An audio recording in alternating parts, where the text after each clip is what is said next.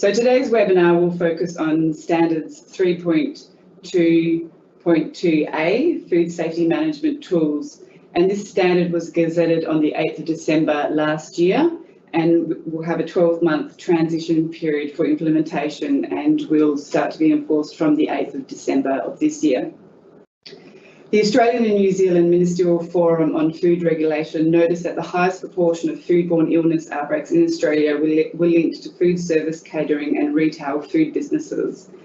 And after extensive consultation with industry, the Food Standards Australia-New Zealand, or commonly known as FSANZ, developed and approved Standards 3.22a, and that will apply to applicable food businesses across Australia. And the majority of the other Australian states have already got similar systems in place. So I think WA and South Australia certainly have a lot of work to do in terms of implementing this particular standard.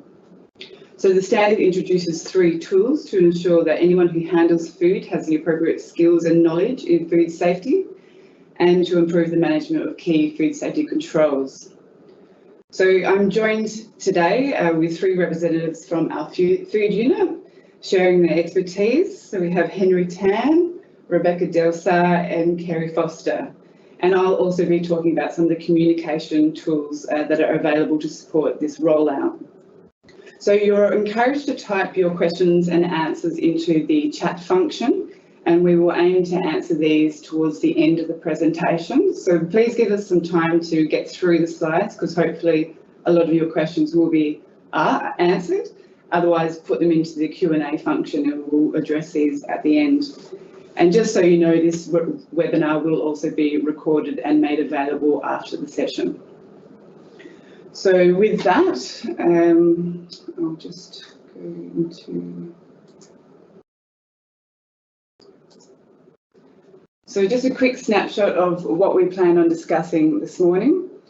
So we're going through just the history of this standard, and we'll be talking about the 3 tools, the business categories, prescribed activities, food handler training, food safety supervisor background, substantiating food safety management, general communications, and the implementation rollout. I'd also like to thank the following local governments. So we put a call out at the beginning or the end of last year for representation from the environmental health workforce to join a food safety management tools focus group. And we had a great turnout, and we really appreciate people coming in to the group at such a quick turnaround. And we met on the 16th of January and just worked through some of the resources that are available. We wanted to prepare for both the food businesses as well as local government. And we're incredibly grateful for that support from this particular group. So we had a good representation across WA. So now we'll go, I'll hand over to Henry, and he's going to give some background into the standards. Thanks, Bree. Okay, the main question in this section is, why do we need a new standards? If you look at this table here, this is the data that's been gathered by FSANZ, outlining the number of outbreaks, the number of people who have fallen ill, the number of hospitalized and also fatalities for outbreaks that has occurred between 2010 to 2017 in Australia. And this is just reported data, and the figures will definitely be a lot higher due to underreporting. But the point that I'd like to carry forward in this slide is that people have gotten really sick, all right? And the numbers it's not a small number, and in some instances you can see that there's a few fatalities from that. When we look at this table, it might be just numbers to us, but it can come close to home. If it's a child or elderly parents who got sick, it could be a 1-year-old party or 80th birthday celebration or even a wedding. And it's meant to be a happy occasion, but it can turn into a pretty traumatic event or even an event of mourning. So as EHOs, those are tuning in today, don't underestimate the impact that you have on the lives of people around you, and in some instances their lives do depend on you, and this table is there to show that. And this is just a quick snapshot again. by percentages on where outbreaks normally occur. So you can see that if you add up the premises that cater for the members for public, you've got the restaurants, the caterers, the takeaways, the aged cares, the bakeries, and mobile food vendors. If you add those percentages up, you'll be looking at around 75% of where outbreak normally occurs. And you can almost group these premises into two main categories, food services and retail sector. So therefore, it makes sense to focus on these two sectors. So what actually causes foodborne outbreaks, right? So now that we've identified the problem, let's delve into the root cause of the problem. So we might say that it is pathogens that cause it, things like Salmonella, Campi, or Listeria. Some might say that certain foods like chicken meat or eggs, or even if you're out in the inspection, you see pests on premises, you might say that's the cause of the outbreak, or improper food safety controls. So if that's just our answer, we are really missing the elephant in the room. That's because one major piece of the puzzle that's often overlooked is the food handler, right? The food handler. For those who have been doing food safety for years or even decades, you would think that we have everything down packed and figured out. Yes, we do, in terms of food safety controls and how we produce safe food. It's all defined in the Food Standards Code. But why is it that we're still having outbreaks, and why is it that people are still getting sick and in some instances die from eating the food? This is the missing piece that has always been missing, and it's not properly managed, in terms of the skills and knowledge of the food handler. So when you're in your inspection, you can see that sometimes, or hopefully most times, the food premises meets all standards. And if you think about where they source the ingredients from, it most likely is from the same source as other food businesses. But why is it that some food businesses, you have outbreaks occurring? Right, the variable that has been left to be accounted for is actually the food handler. So how do we improve on this? When you walk into a premises and you see that the food handler has poor understanding of food safety, you know that they're not properly trained up, they've got very poor food safety culture, or they might be even a bit blasé about food safety. These are all common causes on what cause foodborne outbreaks. And to address this major food safety gap, extensive work has been undertaken by FSANZ and state regulators. And you can see in this slide, it has been in motion since 2000. And as part of the process, we'll identify the issues and the sectors implicated in these outbreaks. The various regulatory tools has been evaluated and assessed, and gaps and new tools that are required to address this food safety gap has also been identified. So over the past years, you would have come across the various stakeholder consultation and engagement that has occurred as part of these new standards.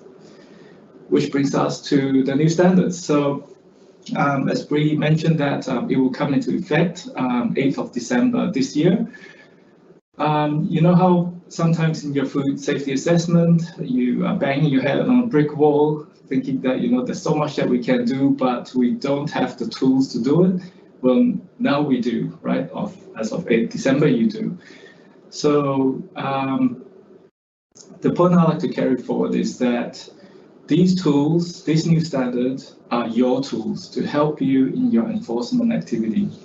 You will now have additional powers to bring about improvements to food safety.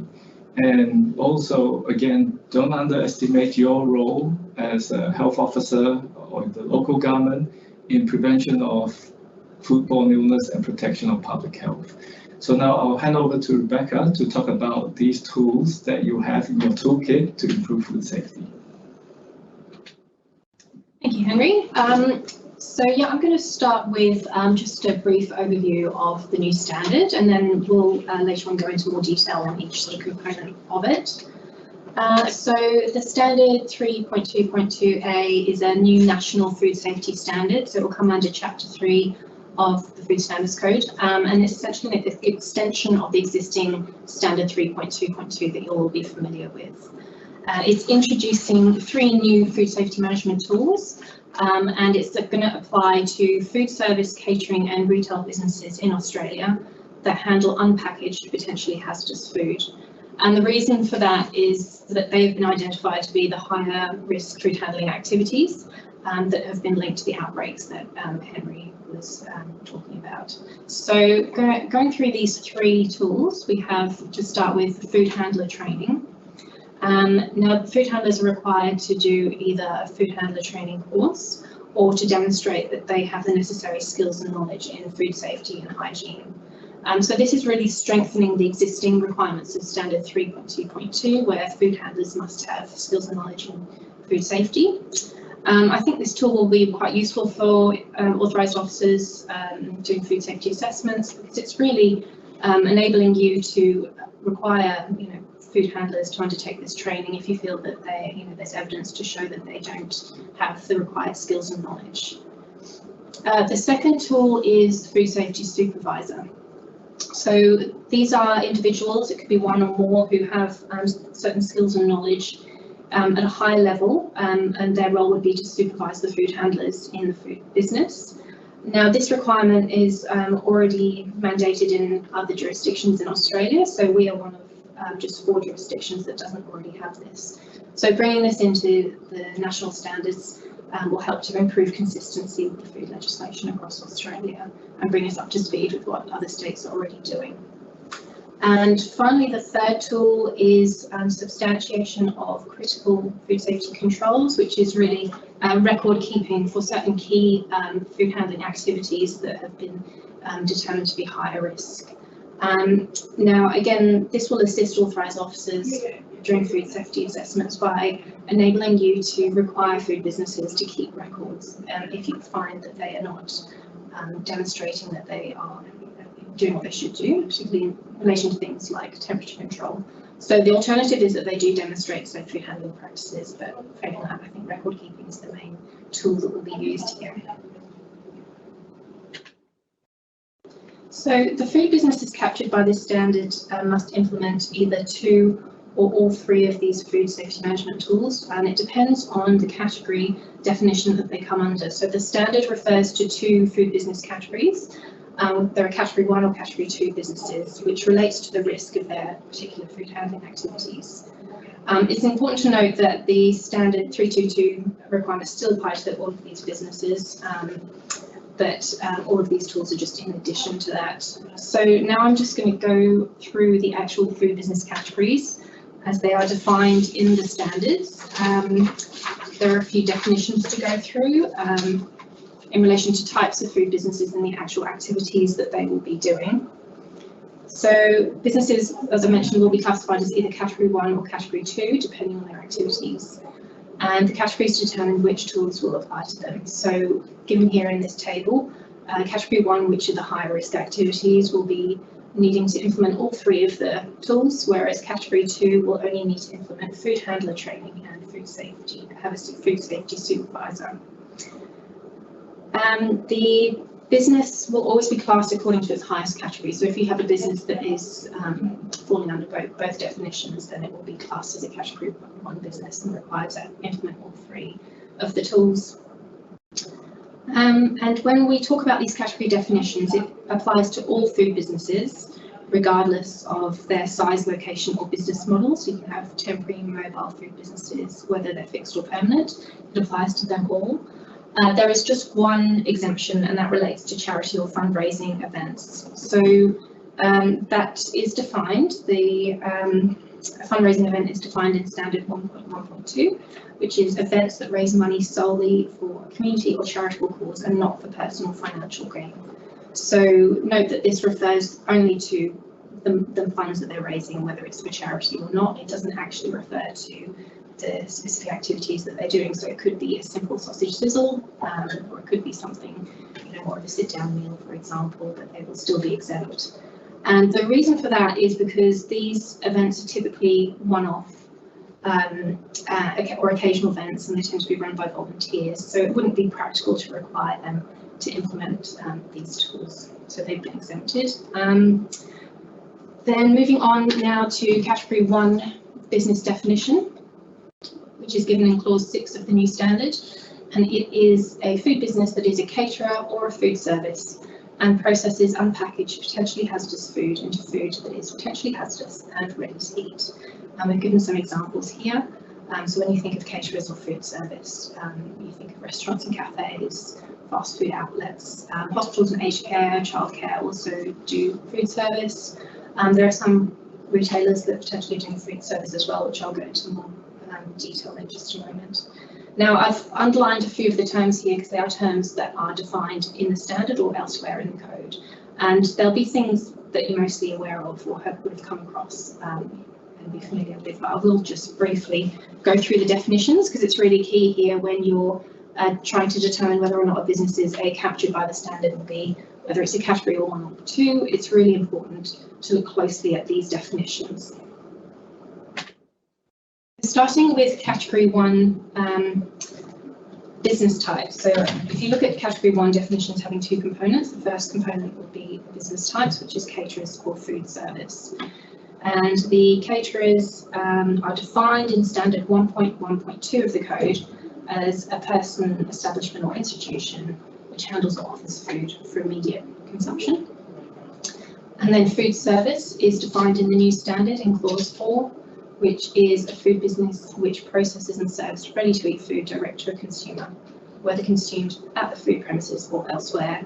And it goes on to define serve as well, but noting there that that list includes suggestions of how food can be served, but it's not limited to that list. So there could be other examples of food being served, but really it's food that's intended to be eaten immediately.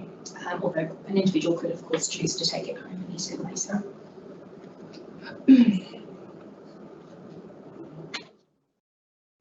So the second component of a category 1 definition is then to look at the activities that the specific food business is undertaking, because it's not just the type of food business, but what they're actually doing. And that is that they must be processing unpackaged, potentially hazardous food into food that is potentially hazardous and ready to eat. So process is also defined in 3.2.2a, and that means the activities listed, so that includes chopping, cooking, drying, fermenting. There are additional activities, so that list isn't limited to just those. And that is consistent with the term that's used elsewhere in the Food Standards Code. Potentially hazardous food is one that we are all familiar with and is in the Food Standards Code. In chapter 3, so I won't go into this in too much detail, but it is really food that needs to be kept at certain temperatures, so refrigerated to minimise the growth of any pathogenic microorganisms that might be present in the food or to prevent the formation of toxins. And we've listed here some examples of potentially hazardous foods, so raw and cooked meats, other protein foods like eggs, protein-rich fruits, dairy products like ice cream, cheese, cream and milk, meals like cooked pasta, fruit and vegetables once they're cut, so cut fruit, prepared salads, juices. And foods that aren't potentially hazardous tend to be ones that are drier, so things like biscuits, crackers and confectionery. Ready to eat. I think this is quite self-explanatory, but the definition is there. It does exclude nuts and shells, whole raw fruits or vegetables that intend to be whole, peeled or washed by the consumer. So some examples of types of business that can be in category 1 are listed here. So restaurants and cafes, fast food outlets and takeaways, obviously food service, as are hospitals, schools and childcare where they're serving food. There are some retailers that could also be captured under this definition because of their food handling activities. So that's where it's really important to not just go by what you'd expect the business to be doing, but actually to assess each business individually for the activities to determine whether or not it's a category 1 business. So yeah, important to consider that it's processing unpackaged, potentially hazardous food into ready-to-eat, potentially hazardous food. Moving on to Category 2 definition. A Category 2 business is a food business that's offering for retail sale food that's potentially hazardous and ready to eat, where that food was either received unpackaged or was unpackaged by the business, but it was not made or processed. But there are some food handling activities that are sort of accepted in that definition, but the key thing is that they haven't actually made the food, so they might slice it or weigh it, but they haven't actually made it. It's come from another supplier.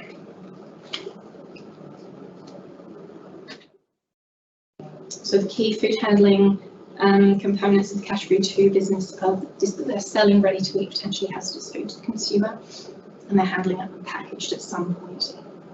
But they're not making it, other than the activities listed there. So some examples of the Category 2 food businesses, such as supermarkets, service stations, delis, butchers and market stalls. Some seafood retailers might have ready-to-eat food. Convenience stores might also have ready-to-eat food. If they have handled it unpackaged, then they would be captured. So again, the key thing is to look at the handling activities, which is they retail unpackaged, potentially hazardous, ready-to-eat food that has been made elsewhere. So to summarise all of that, there is this useful decision chart, which really simplifies it and takes you through step by step for each food business. So this is something that we have included in our guidance that we've produced for food businesses. So they also have a role to determine whether or not they are captured and whether they're Category 1 or 2.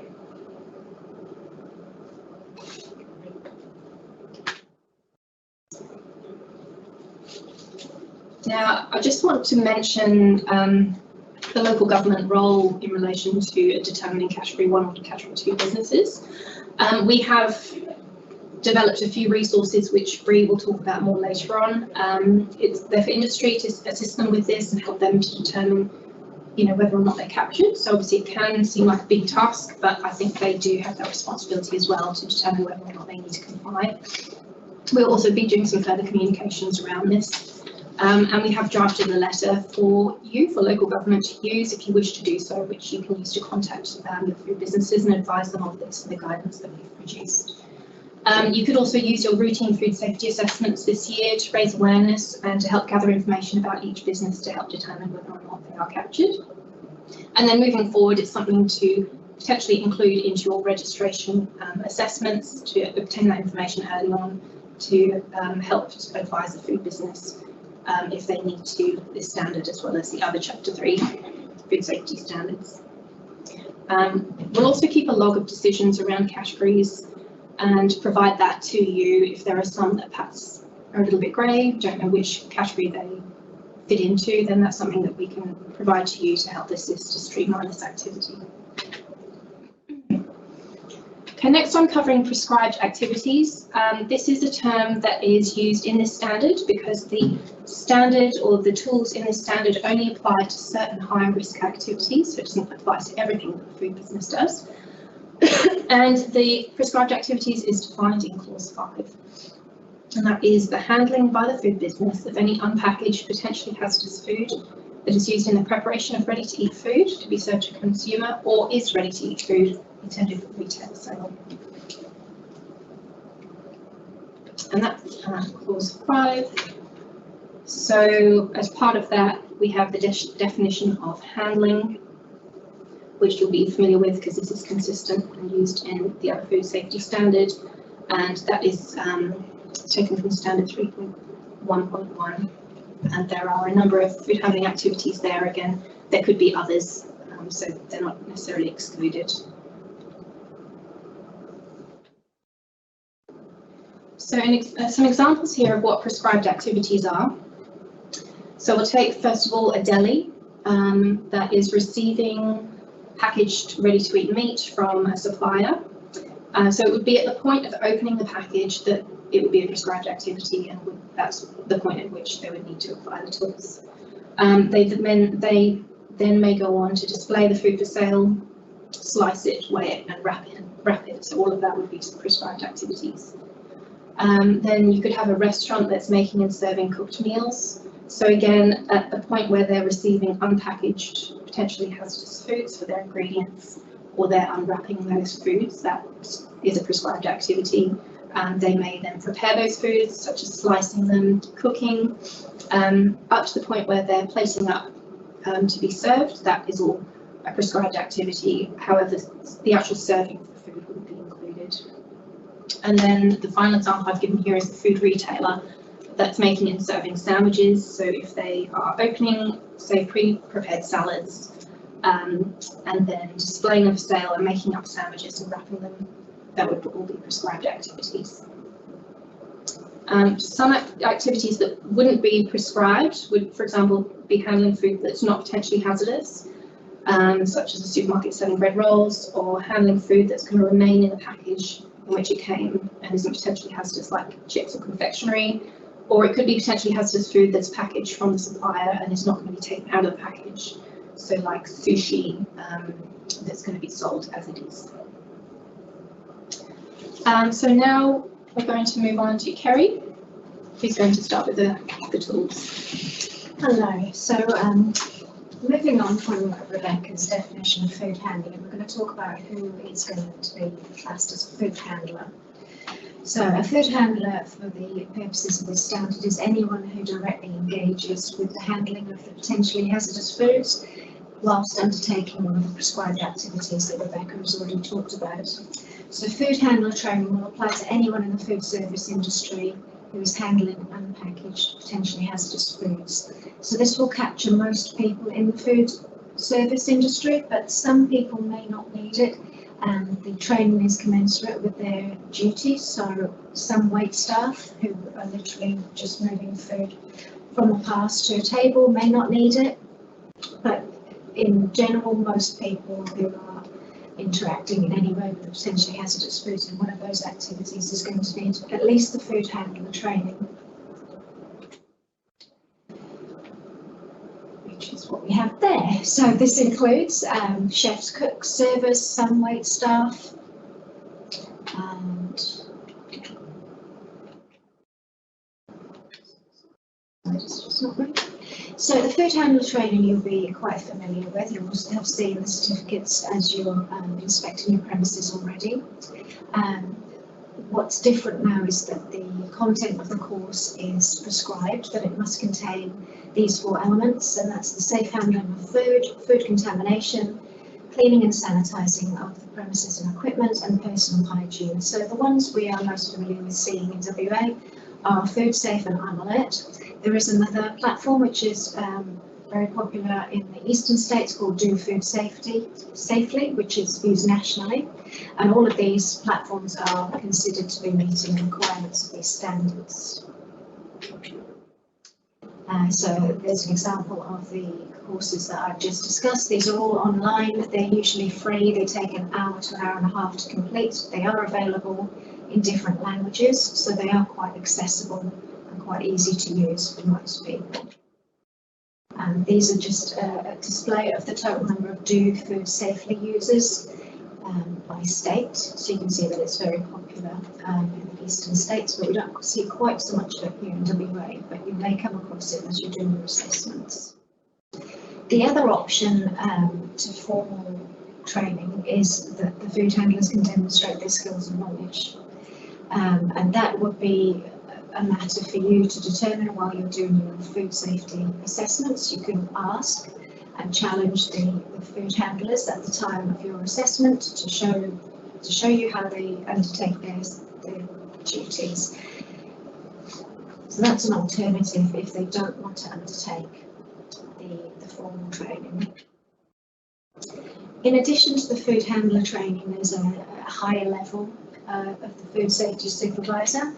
The difference between the two is that the depth of skills and knowledge is expected to be greater for a food safety supervisor, and the food business must appoint a food safety supervisor before they start engaging in the prescribed activity, and that food safety supervisor must be reasonably available to advise and supervise each food handler engaged in prescribed activities.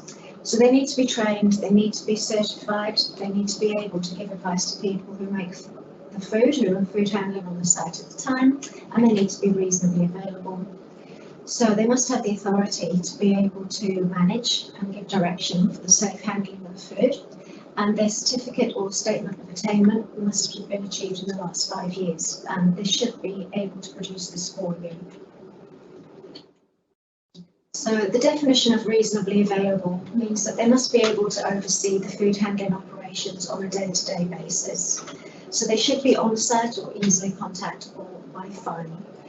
It wouldn't be reasonable to appoint someone as a food safety supervisor who isn't on site, who isn't involved in the day-to-day food handling of that premise, and who doesn't regularly handle food as part of the business. So we're looking really at experienced food handlers. So your ideal food safety supervisors are head chefs, kitchen supervisors, whose main role is food handling and is on the premise for most of their shift to supervise other people. They may leave the premise on breaks and errands, etc., but they must be easily contactable if needed. So what's reasonably available? There's some examples in the Food Standards Code of what's reasonably available, and this will obviously vary, and there'll be lots of case-by-case basis that you will have to determine yourself whether you're satisfied that that will cover reasonably available, because there will be lots of scenarios. Examples given here are a proprietor that has 2 cafes on the opposite side of town. Each cafe has an on-site manager, but the proprietor works between the 2.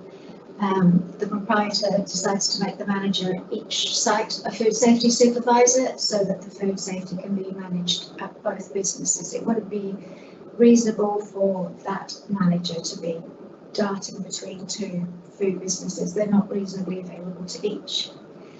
A food safety supervisor who studies part-time, who's on site for 80% of the time but is available by the other 20 by phone, and they're contactable and they're able to give advice, should qualify for reasonably available. Other examples you may come across are a sporting club kitchen and bar that the kitchen club closes at 9 p.m. but the club remains open later for drinks and entertainment. You would only need a food safety supervisor available while those prescribed activities are being carried out. When a food safety supervisor would be considered not reasonably available would be somebody on a shift who's not available for the rest of the day. If you imagine a 24-hour fast food restaurant, for example, you may need a number of food safety supervisors to cover each of the shifts. It's not reasonable that one person would be on call 24 hours a day and they wouldn't be at the premise 24 hours a day to supervise the food handling staff. When a supervisor is on leave, if a small business relies on a single food safety supervisor and they need to go on extended leave, that wouldn't be reasonable, that they wouldn't be reasonably available for that period of time. So in that case, a business would have to organise another food safety supervisor. In the case of short periods of leave, up to 30 days, provided that the business has other systems in place to ensure that the staff can follow the standard procedures in their absence and that you believe the food safety is controlled in that environment, then that should be acceptable. So the food safety supervisor training must be undertaken by a registered training organisation that is approved to follow the following units. So we have 2 units that make up the food safety supervision skill set, and that's participate in safe food handling practices and use hygienic practices for food safety. You don't have to remember these details, they will be on our website, but this course code is generally the one that we would expect to see once this is enforced and you are out and about looking at the certificates. It is an online course, greater depth than the sort of food safe and I'm alert. It's approximately 9 to 10 hours. At the moment, we haven't identified any RTOs that offer a second language. However, we are working on that. We're going to some plug-in technical solutions that may come to fall before this is enforceable. And it generally costs around $120, but obviously that depends on which RTO business wants to go to. There are some equivalent units which will also be recognised as equivalent to the the food safety supervision skill set that I just talked about. There's a handle food safely in a retail environment. There is also a food safety supervision skill set for community services and health industries. Both of those are deemed to have the appropriate depth of skills and knowledge in those to be equivalent to the 0069. There's also an older course, which is the SIT SS 0051, and that's now been superseded by the 0069, but you may still see that course code around because it will be valid for the 5 years. All of these details will be on our website. You'll be able to look up those units of competency to make sure that they are correct when you see them on your certificates. And we will also have a list of the WA-based registered training organisations that you can have a look at to see whether they offer in-person training, online courses, or that they are indeed registered to deliver these units. There is also the New South Wales Food Authority has an approved training provider page where you can have a look at national RTOs that offer these units. And you can verify whether the RTO is indeed qualified or registered to deliver these units on the training.gov.au website. It is a very difficult website to navigate, so we will be issuing a how-to guidance of how to be able to look up the RTO and the units and see that they are registered providers of those units. We're going to go back to Henry. Thanks, Kerry. So I'll be talking about the third tool in your toolkit now. So it's pretty much just the evidence tool. Just like to paint this scenario before we go into each one to highlight the usefulness of this tool. Take, for example, you rock up at a deli or cafe for your inspection. You see some sandwiches left up on the counter in ambient temperature. So you ask them, how long has it been there, right? So the typical answer you might get is, I've just prepared it an hour ago. I'm leaving it for a quick service. By the end of lunchtime, it will all be gone. So that's when your alarm bells in your EHO mind will ring, and you ask these follow-up questions, like what time do you start your prep? Do you refrigerate any leftovers for quick sale or even resale tomorrow? How much leftovers do you have by the end of the day? Do your staff even know when to throw it out? And how do you keep track of all the product that you're selling? So all these questions will pop into your mind and you try to clarify it with the food business. Well, guess what? Now you have the tool to require them to show that they are handling food safely. So this third tool, which is to substantiate food safety management, you will be able to fulfill it in two manners. The first, as Rebecca mentioned, is to make a record to substantiate compliance with the prescribed provisions. I'll cover it a bit later on what the prescribed provisions are. And the record that they make must be kept for 3 months. So that is the first way they can demonstrate compliance. But the other way to fulfill the requirement for this clause is to demonstrate to your reasonable satisfaction that the prescribed provisions has been complied with.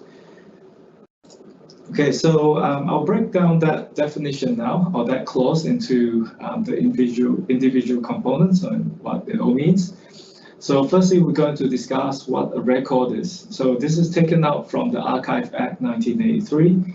A record is defined as a document or object in any form, including electronic, that is kept for information it contains or that can be obtained from it.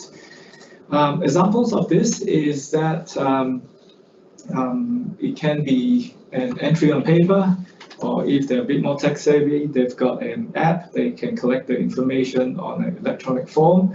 It can also be a work instruction that's given to staff, or those work instructions covered in their training sessions with their staff. It can be a validated recipe for staff to follow when they're preparing food, or it can be a SOP where it lists down the things that the staff will need to undertake when they're at work.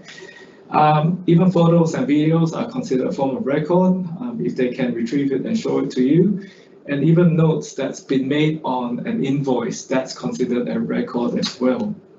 And if they've invested in some technology to minimize the manual handling or manual record keeping, the data from data loggers or temperature loggers is also considered a form of record. The key is that they need to be able to capture the required information, keep it for the required amount of time, and retrieve it to show it to you. So that's what constitutes as a record.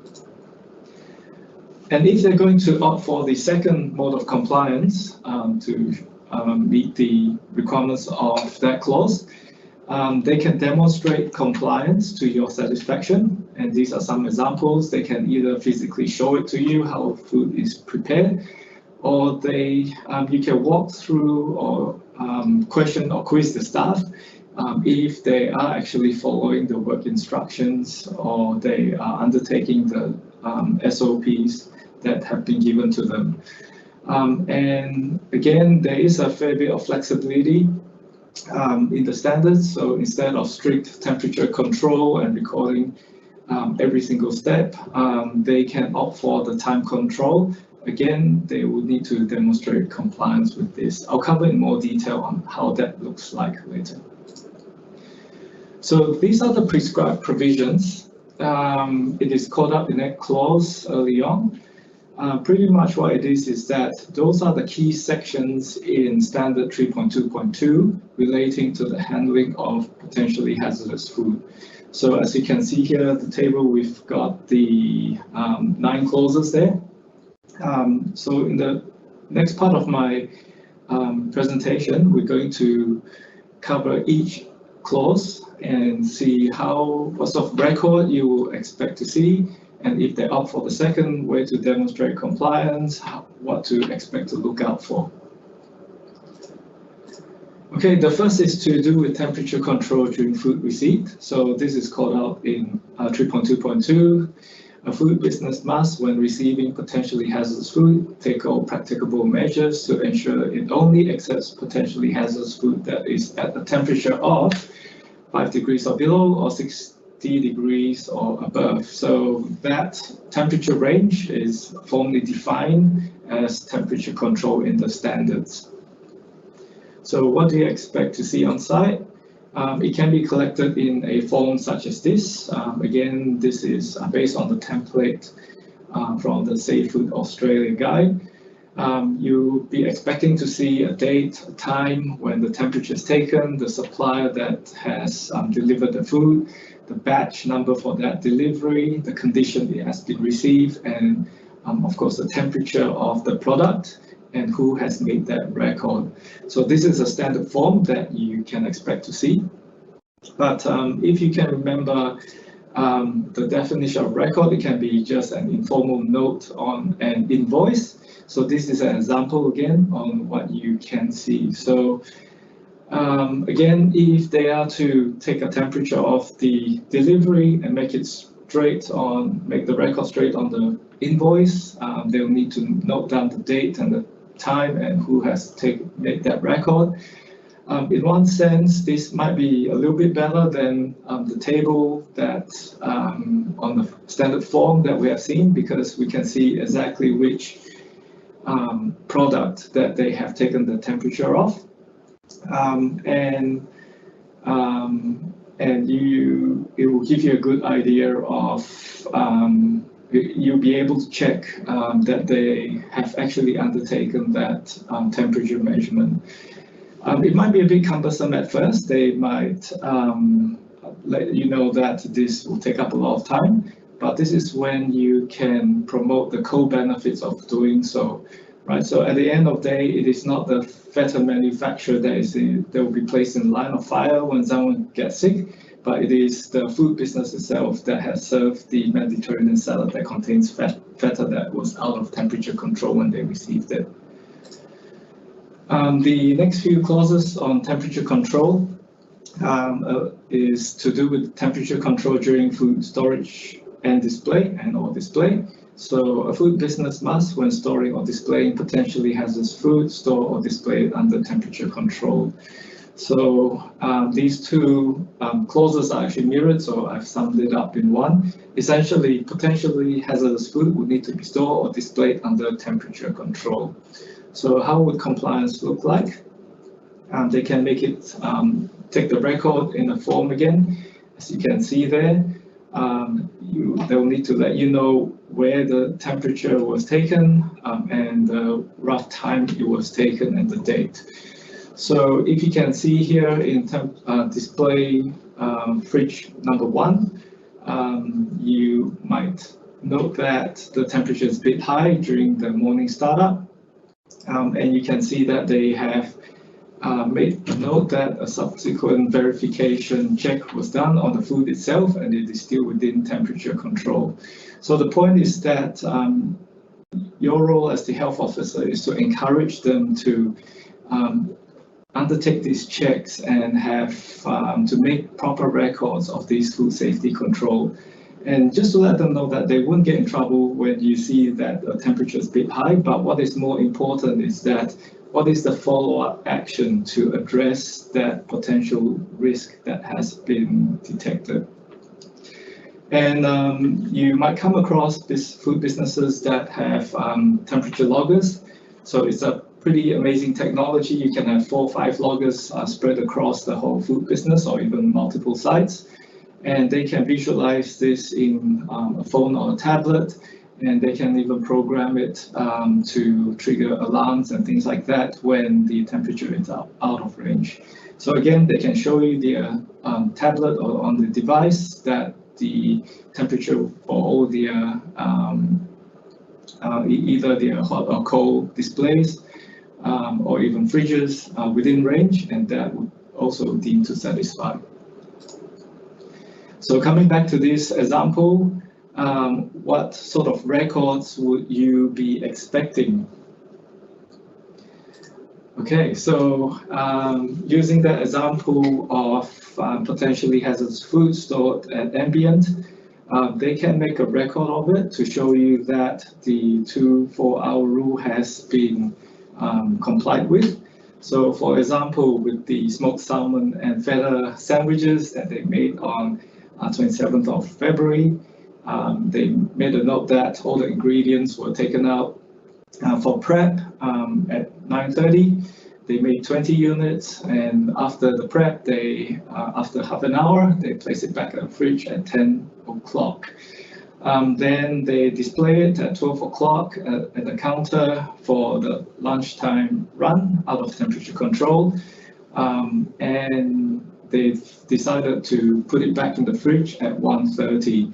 So you can then check that they have noted the time that was out of temperature control, including the cumulative time from the prep time in the morning.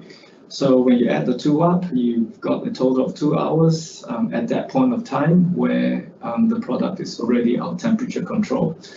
And at that point of time, they've decided to put 5 sandwiches back in the fridge, but they decide to leave the rest on the counter for sale.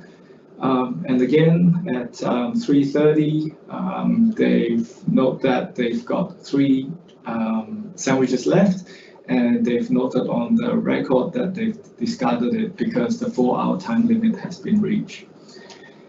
Come the end of day, they would like to have a quick sale. At 4 o'clock, they take the 5 that they saved from lunch, place it on the counter for a quick sale, and by the time 6 o'clock when they close shop, 1 was left over and it was discarded. So for that batch, at 6 o'clock, it was it reached the 4-hour time limit, and hence whatever's left over has been discarded. So this is a good example of the record that you should expect to see, or they should be making, should they choose to use the time control instead of putting it in a refrigerated display. Move on to the next example. So this, if you're not familiar with this resource here, it is produced by Fazant. It gives a very good overview of the 2-4-hour rule. it will be a very useful tool for you to provide to your food businesses to educate them on the 2-4-hour rule. One thing to remember is to emphasize on the co-benefits. Yes, they might be doing a lot. They might need to invest a bit more time to do to take good records or to keep track of their food safety controls. But emphasize to them that at the end of the day, they are protecting their business reputation and preventing potential financial loss should an outbreak occur. And you can let them know that the technology these days are pretty amazing, that we can actually link the pathogens that's been isolated from food to the human cases through whole genome sequencing. So the technology is out there, and we can definitely implicate a food business when they are producing unsafe food. The next prescribed provision is to do with temperature control during food transport. In 3.2.2, it states that a food business must, when transporting food, transport potentially hazardous food under temperature control. You'll find that large food businesses might have proper transport vehicles, either refrigerated or heated. But for most food businesses, which falls into the small or medium category, they will not have such transport vehicles. So by definition, they will be immediately non-compliant because they are not transporting it under temperature control. So how would they demonstrate compliance then? I'll give you this example. So this is a location of the restaurant I used to work at. And we normally just deliver the food deliveries within a particular radius. On one sense, business sense-wise, you do not want your delivery staff to spend too much time driving food around, and you'd like them to get back to the restaurant to do food prep or to wait on tables. So usually the delivery range is around 15 minutes. So this is something that you can check with the food business on what the delivery range is. So, and how they're transporting the food as well, if they're placing an insulator bag to minimize or to slow the heat loss. But if you do come across a large caterer which opt for this mode of compliance, you would need to ask further questions to see if they're actually able to meet this time control method. So, for example, if they're taking multiple orders a day, where in a single delivery run they're doing multiple drop-offs, you would actually delve in further to see how the time control is actually kept. Moving on to the next clause is to do with the cooling clause in 3.2.2, which states a food business must, when cooling cooked potentially hazardous food, cool the food within 2 hours from 60 degrees to 21 degrees, and within a further 4 hours from 21 degrees to 5 degrees. So I'm not sure if in your inspection you do check for this, but this is one of the clauses that is perhaps more loosely checked in food inspections. And this is a good time to start focusing on this with the introduction of these new standards. So what would you expect to see? I'll give you another scenario. You rock up at a restaurant, you see a big pot of curry or stew just sitting on the stove, out of temperature control, and you ask them how long it has been there. Their reply might be to you, I've just finished cooking it, I'm just letting it cool before putting it into the fridge. Again, your alarm bells will start to go off.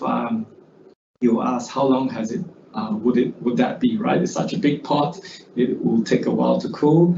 And you might give the advice that have they considered batching it to smaller portions to cool faster, or putting it into a large shallow container for it to cool faster, or even use an ice bath. So again, with these new standards, you will have the tools to see if they are putting in place the necessary food safety controls. And how would that look like? Take, for example, a food business, they cook up some spinach and cheese pies. The finished cooking temperature is 80.9 degrees. So under the cooling clause, you start the clock when it hits 60 degrees because you need to cool it to 21 degrees or less within 2 hours. So here you can see on that record there, they started cooling from 60 degrees at 8:30, and by 2 hours, the temperature is below 21 degrees, so it was 19 degrees in this instance. So yes, that first step is complied with. And the further cooling in 4 hours to 5 degrees, they started at 10:30, and by 12:30, the temperature for that product is at 5 degrees. So again, they reached that target, and because they did not take another measurement at the 6th hour, they made a note that they have already reached that temperature target within that time frame. And you can see that another example at the bottom row there on how it looks like when they do not comply or when the temperature limit was not achieved. They cook up some roast chicken. The final cook temperature is at 90.4 degrees. They start cooling it at 11:30, and by 1:30 they reach the first target of 21 degrees or below. That they comply with that first section. But with the subsequent cooling to 5 degrees, at 3:30 p.m. they managed to cool it to 16 degrees. Everything is ticking well fine. But at 5:30, which is by the end of the 4-hour limit, they did not manage to cool it to 5 degrees. So under 3.2.2, that is considered non-compliant. And if they are going to do the right thing, hopefully they do, they will discard that product and review their cooling processes to see how they can cool it up faster the next batch or the next time round.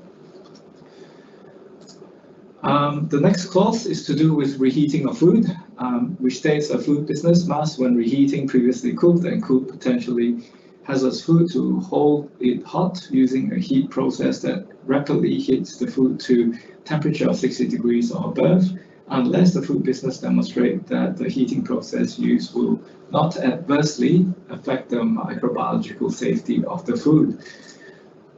So things to look out for on site, and prompts for you to ask further questions for them to demonstrate to your reasonable satisfaction that they are complying with that prescribed provision. You might rock up in the food business seeing a big pot of stew or a really big pot they're trying to heat up from the day before, which they have just taken out the fridge. You would ask them, are you sure that this process is allowing them to reheat it quick enough? Or you go to the bain-marie, you look at pies that has just been taken out from the fridge, they're still cold and being placed to bain-marie for reheating. That's when you need to ask further questions.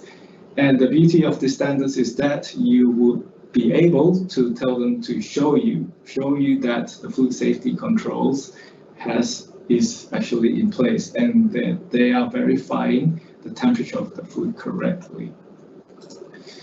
The next clause is to do with the pathogen reduction during food processing, which states a food business must, when processing food where a process step is needed to reduce to safe levels any pathogen that may be present in the food, use a process step that is reasonably known to achieve the microbiological safety of the food. So now you have the tools to require them to demonstrate to your reasonable satisfaction that they're compliant. There's a lot of different types of pathogen reduction processes, so such as cooking, acidification, sous vide, pasteurization, drying, salting, pickling, fermenting. The list goes on. But an example on how you put this to practice, let's say you receive a consumer complaint that there's an undercooked patty or a piece of fried chicken is undercooked. You can now go to the food business and tell them to demonstrate to you how they are complying with this prescribed provision. So normally the main cook step in these two instances is to take the temperature to make sure that it is at least, in this instance would be 75 degrees. You would then to be able to tell them, show me your temperature log that you are cooking your meats correctly and to the target temperatures. And if they're using a time cook method, you will be able to ask them to show you their work instructions that they're doing a test run for that batch and that the timing for that cook process is actually achieving the required temperatures. We had a lot of outbreaks relating to eggs for the past few years. And with this introduction of these new standards, you would be able to ask the food business to demonstrate to you if they are handling or processing raw egg-based foods properly. So you'll be able to ask for records like their recipe, and if they've validated it, you'll be able to check that their staff are adequately trained. And if they're doing an acidification step, which hopefully they do, you will be able to ask them to show you their records. And there's many safe egg handling practices associated with production of raw egg sources or raw egg-based foods.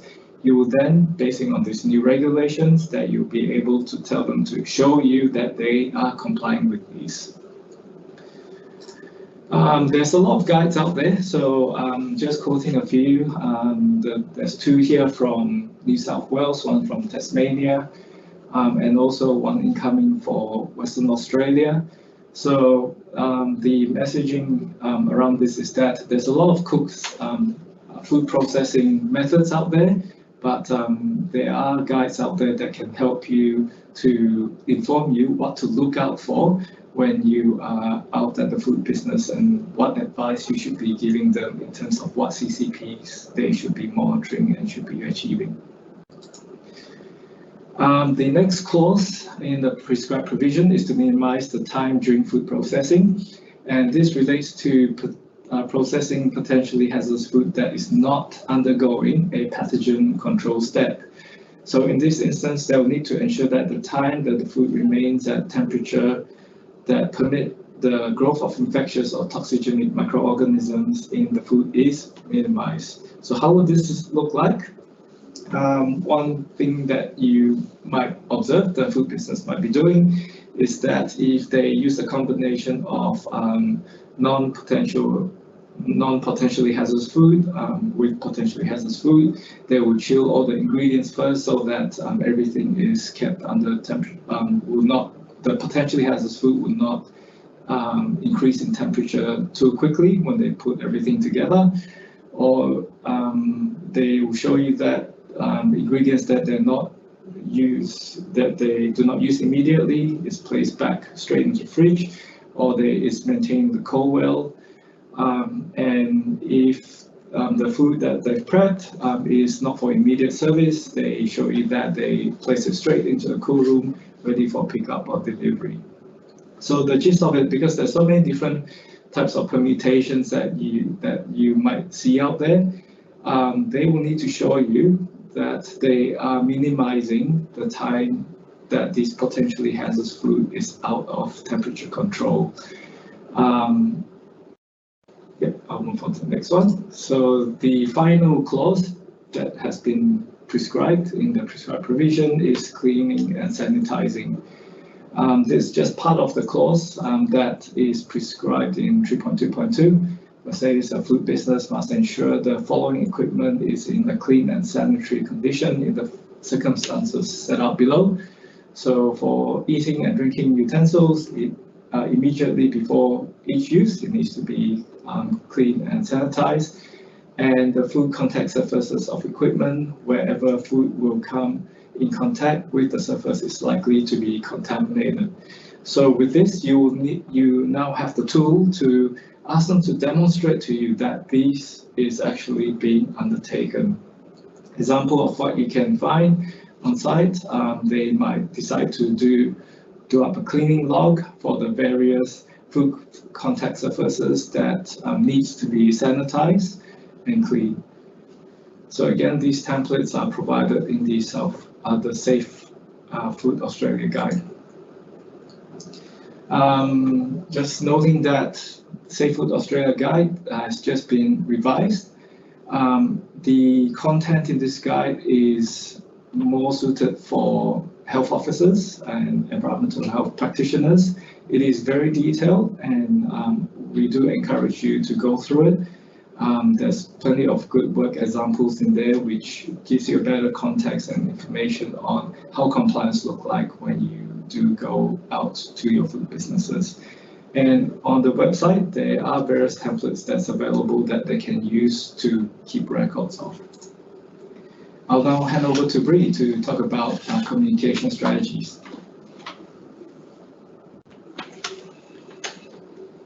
Okay, so I get to talk about the fun stuff, the communication side of things.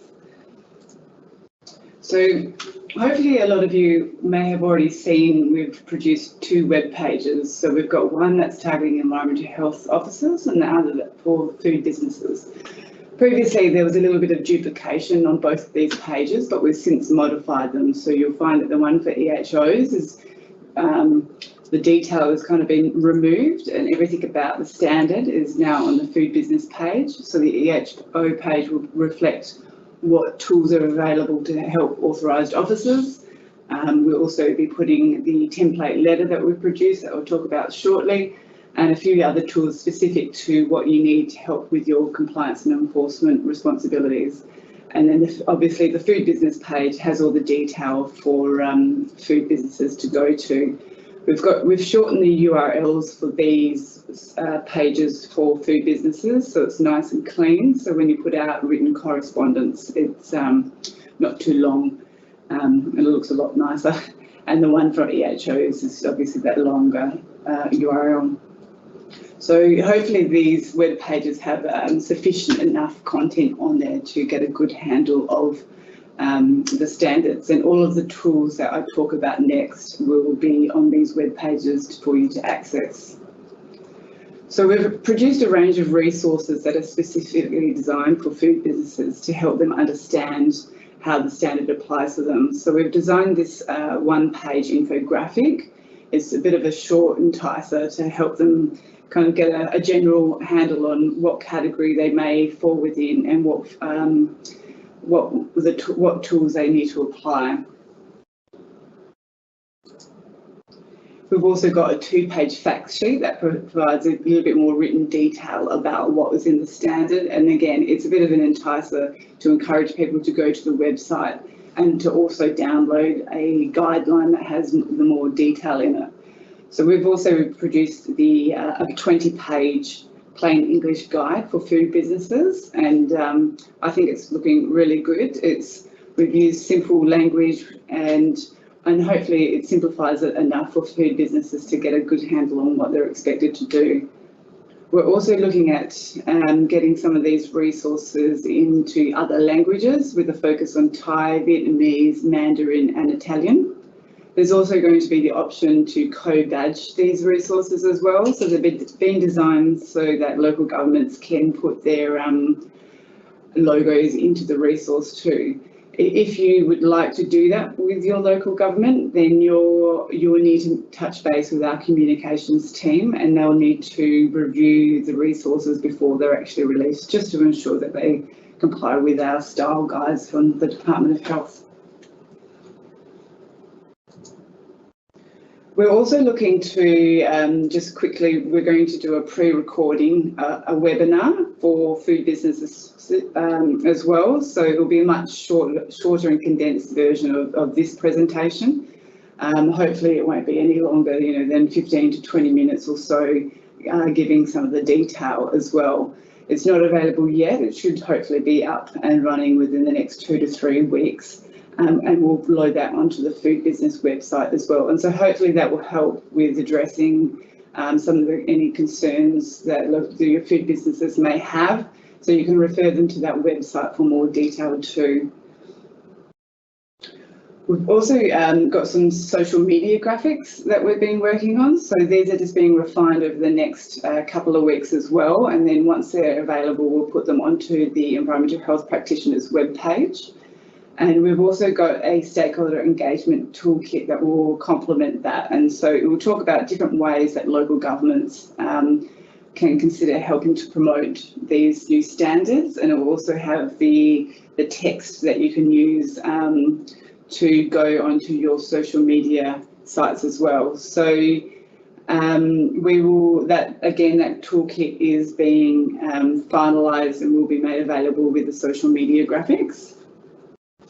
We also have a template letter that Beck talked about previously. So this is a letter that you can actually use to send out to your food businesses.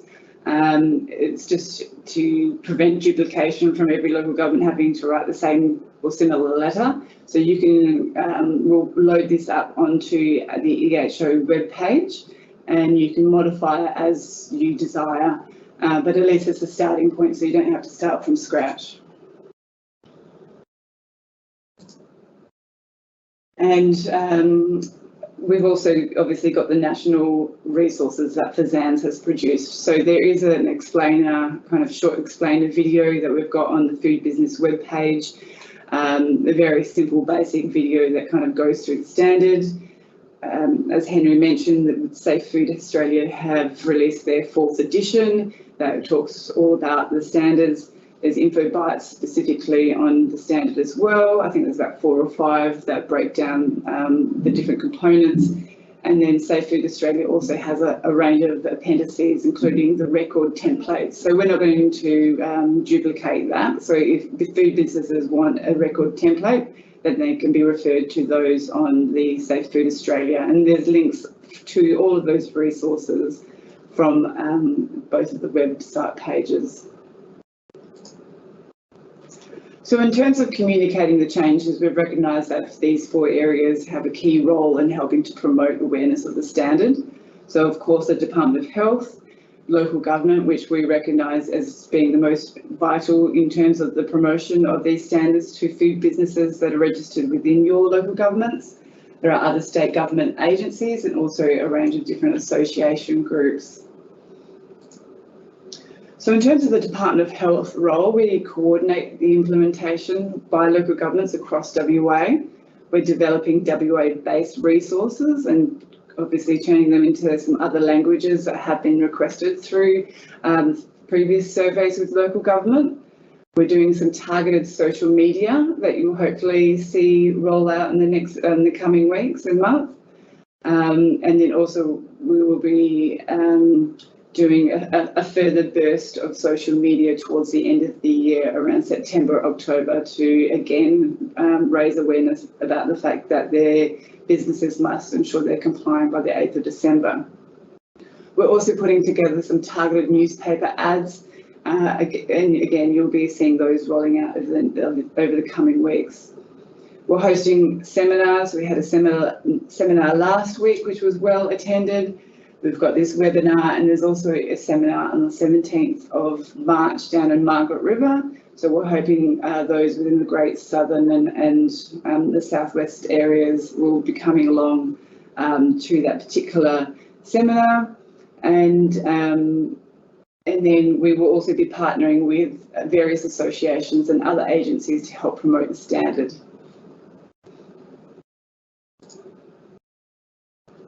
So in terms of local government role, we can't say enough that it's really important that local government get involved and help promote awareness of these standards to those businesses that are registered.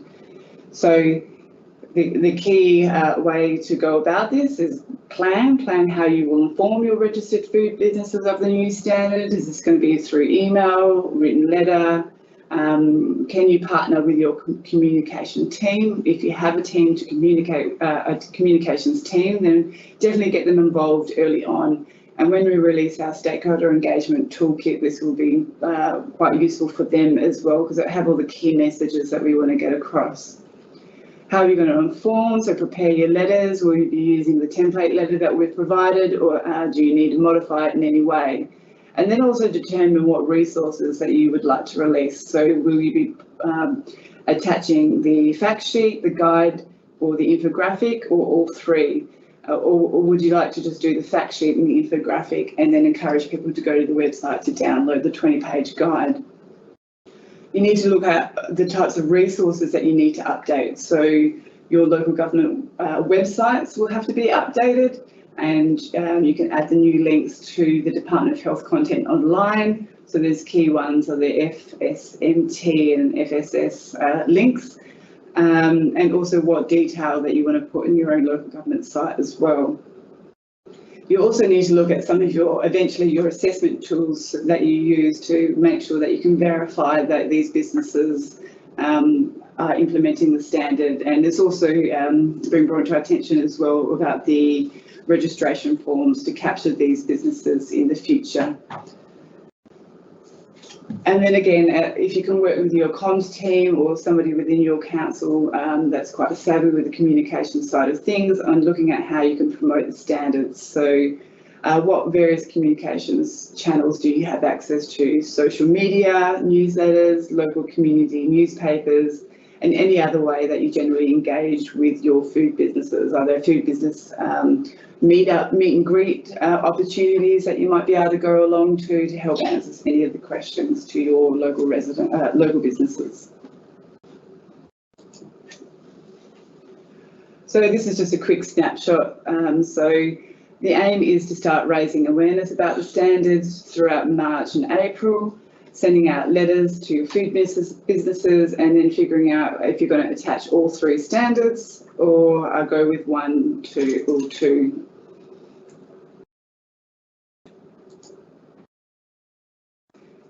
So the Department of Health will also be partnering up with various organisations to help raise awareness of the requirements and to seek their support in promoting the standards to their members.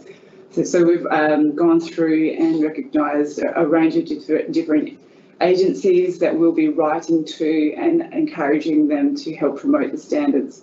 We've partnered with the Small Business Development Corporation, and they're engaged in this process and also going to be helping out with promoting through their channels, which is really great to see. And then we'll be engaging with some of the other government agencies like the Department of Education in terms of the school canteens, Tourism WA and so forth. So there's a different array of partner agencies there, and if you're aware of any others that aren't on that list, then please let us know and we'll make sure that we provide some communications to them. So your feedback is really critical. Once we release these documents, if you read them and you find any errors and so forth, or you need further clarification, if you're finding that after having conversations with your food businesses, certain areas don't make sense, then please let us know. Email the Food Safety at Health email inbox and we'll get back to you and make sure that we're on top of things and providing those resources and updating them as required.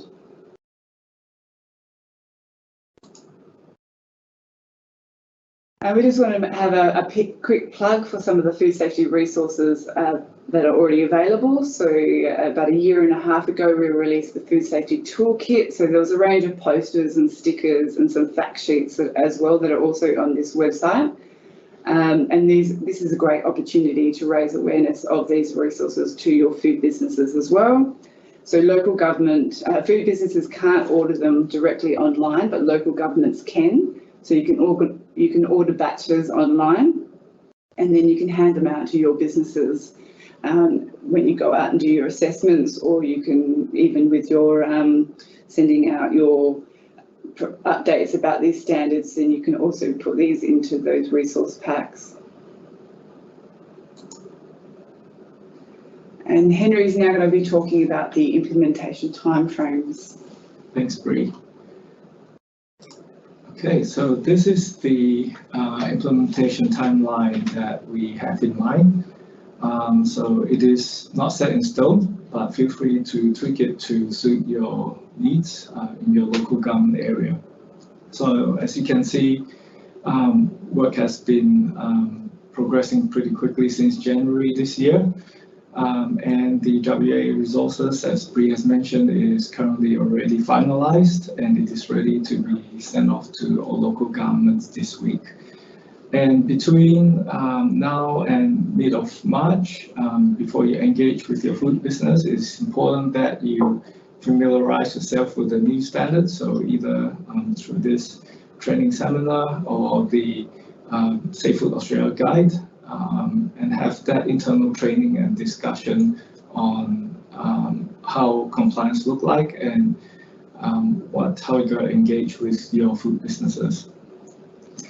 We are hoping that the businesses are notified towards the end of March or April, and that's when you go out and promote and disseminate the messaging via the communication channels that Bree has mentioned, have that discussion with them during the routine inspection, and also it's a good opportunity for you to start planning on what documentation, your website or fact sheets or assessment checklist that you need to update.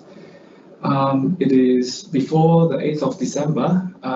It is also a good idea to send out a few follow-up reminders so that should they miss the initial notification or letter, they would have time to start prepping for it to gear up for the standards which will come in force then. Okay, just to recap on the task that is underway. So we acknowledge that there are quite a few franchises out there, and they might have internal food handler training programs. So we will be contacting them to have that discussion to review their internal food handler training program. And if it's deemed to be compliant with the standards, we will get that messaging out to local government or have a template letter ready for them to show to you during your assessment. As Kerry has mentioned before, at the moment there's no RTOs that deliver the course, the food safety supervisor course in other languages, so we'll be working with them to trial a translation plugin to see if it's actually compatible with their course platform.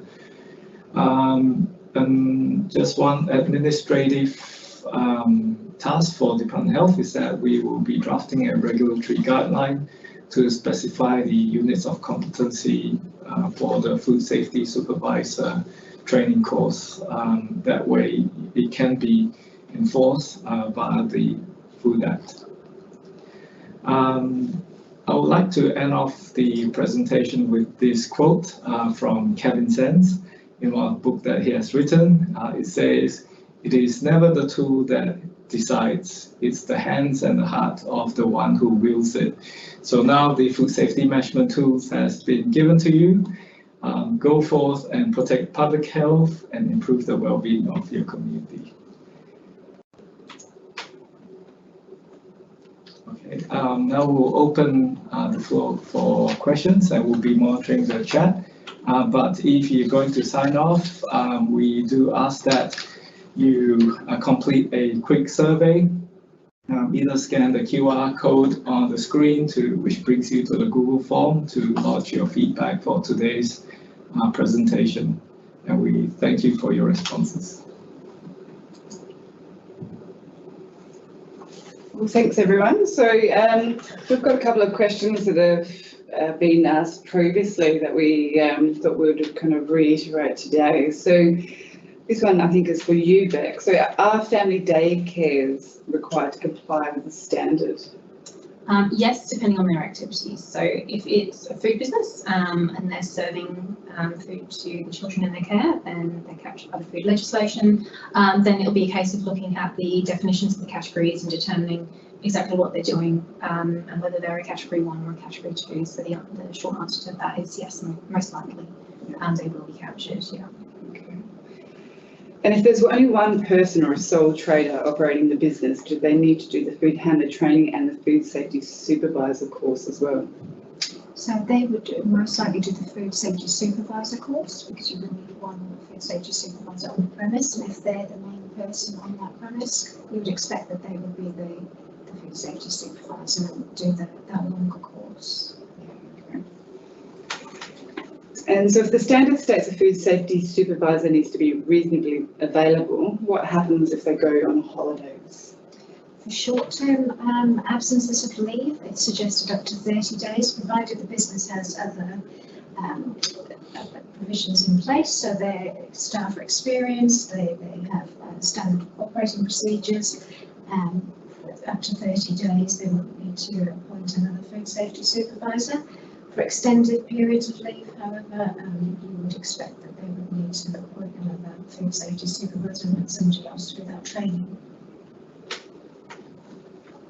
All right, so we're just kind of, if there's any questions that you have, then please send them through. It doesn't look like we've got many questions coming through, but we'll just wait a little moment. So I don't know if there's anything else that you would like to kind of reiterate to the group. I'll just say with the communications and the resources, they've just been officially signed off, so we will be making sure that they're online either tonight or tomorrow, and then we're releasing the Environmental Health e-news this week, and they will be going out with the e-news, so you'll be able to get a copy of those this week.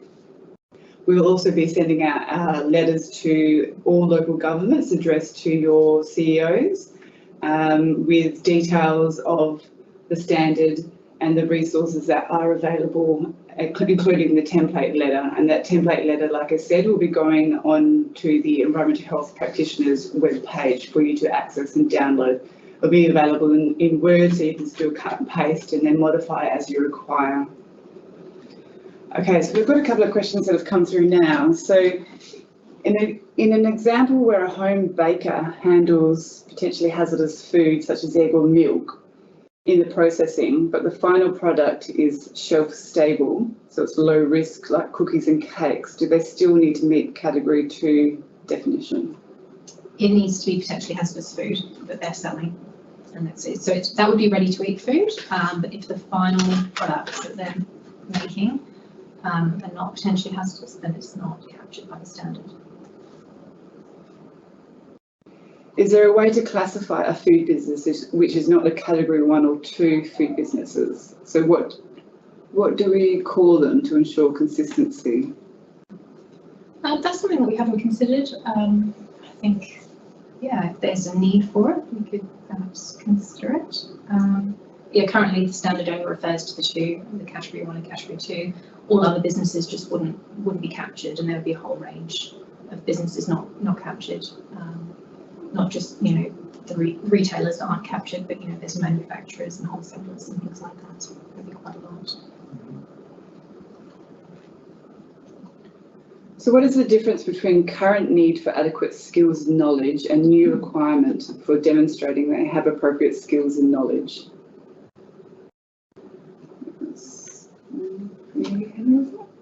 Yep. I guess the main point to this new set of standards is that you will now have better tools to assess for compliance, and also require them to show to you that they do have the adequate skills and knowledge, and the training courses that they go through has been vetted, and it meets all the requirements of the standards that the key food safety knowledges is actually covered. And also you now also have the tools such as requiring them to keep record and to demonstrate to you that they're actually complying with those key food safety controls to do with handling of potentially hazardous food. So it's just better tools that you can use in your enforcement activities.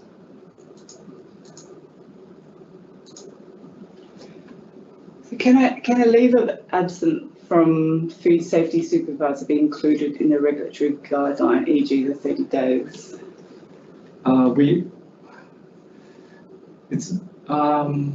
don't think we'll go that far because there needs to be some discretion it's up to local government to decide, but the recommended time frame is 30 days. And that's stipulated in the Safe Food Australia guide as well. So yeah, it'd be ideal if it might be easier in terms of enforcement perspective to lock it in, but we do want to maintain that flexibility for local government as well.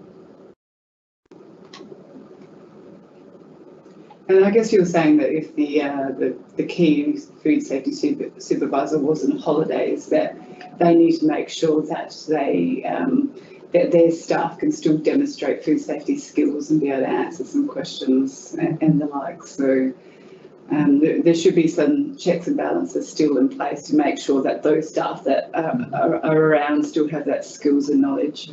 And if you look at the other extreme, you can have food businesses that has 200 food handlers, and if the only food safety supervisor is on leave, that would be a question, and perhaps 30 days would be a little bit too long even.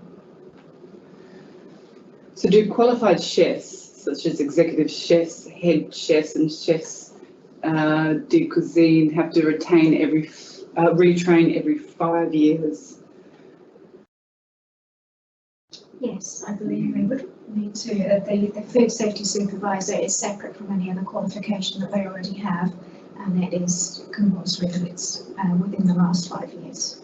And you're saying there's a refresher course, is that right? So it might be slightly cheaper in some circumstances as well, so that, yeah, they do have to refresh every 5 years.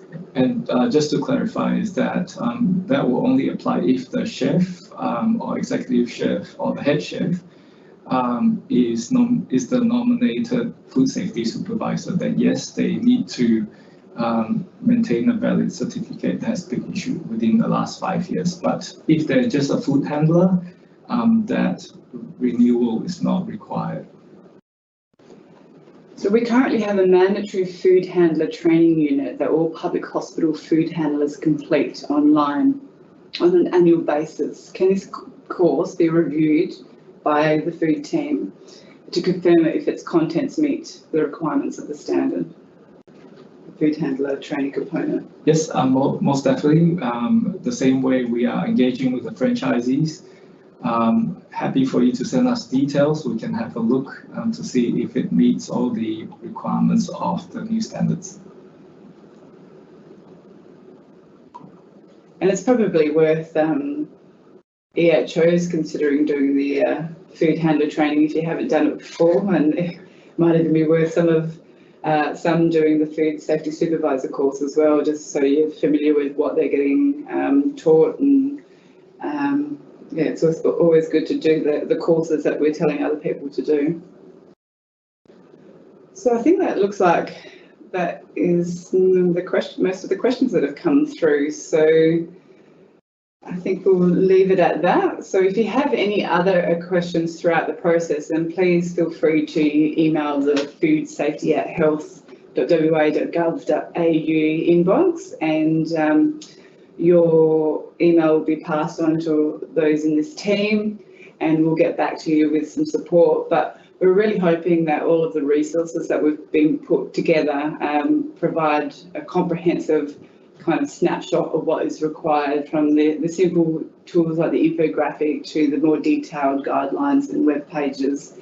And so we're really happy with what's been put together, and we're hoping you are too. But like I said, any feedback that you have, please send it through and we can look to modify or enhance what we've got available to you. So I just want to thank everybody today for sharing your expertise.